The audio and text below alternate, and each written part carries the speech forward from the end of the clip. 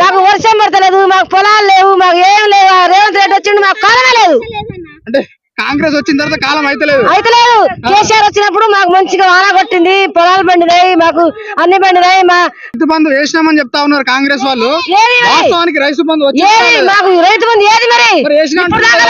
మాకు పత్తి గింజలు పెట్టినప్పుడు రైతు బంధు వేసేది మాకు కేసీఆర్. ఇప్పుడు దాకా రేవంత్ రెడ్డి వేయలేదు మాకు అసలు వేస్తలేడు.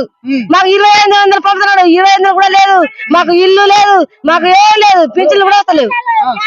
గ్యాస్ కూడా 1200 రూపాయలు అమలు అయిందని చెప్తా ఉన్నారు వాళ్ళు. లేదు లేదు, ఏం లేదు. 2500 మా రైతులకు మా ఆడోళ్ళకి ఇస్తా అన్నారు, అది కూడా ఇయ్యలేదు, ఏమి ఇయ్యలే. ఆయన గెలిచిండు, కాలం కూడా అయితలేదు.